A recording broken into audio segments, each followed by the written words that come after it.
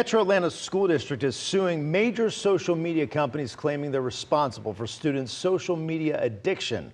But the companies say it's not their fault. Atlanta News First Yasmina Alston is live at Druid Hills Middle School in DeKalb County tonight. So Yasmina, what does the district's lawsuit say about this?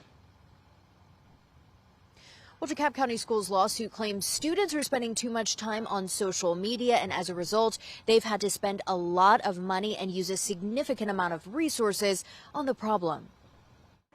The DeKalb County School District is suing several social media companies. Per the lawsuit, the district says social media is hindering them from being able to teach students because the children are spending too much time scrolling on their apps. The district claims it has suffered as a result of social media companies targeting and addicting students through their social media platforms. They are one of over 1,000 districts across the nation who filed suit against the major companies including Meta, TikTok, YouTube, and Snapchat.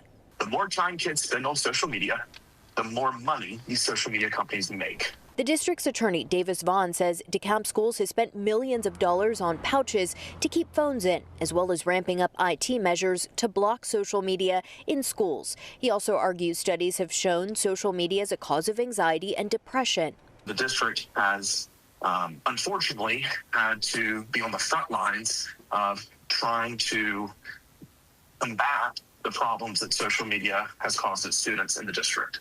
Vaughn also tells me social media impacts teachers and their work. Just having one student pull out their phone and scroll social media can distract an entire classroom. It can take time away from the teacher actually providing a substantive lesson. On the other hand, the social media companies argue DeKalb County schools can't blame them, but other factors like the COVID pandemic and systemic challenges.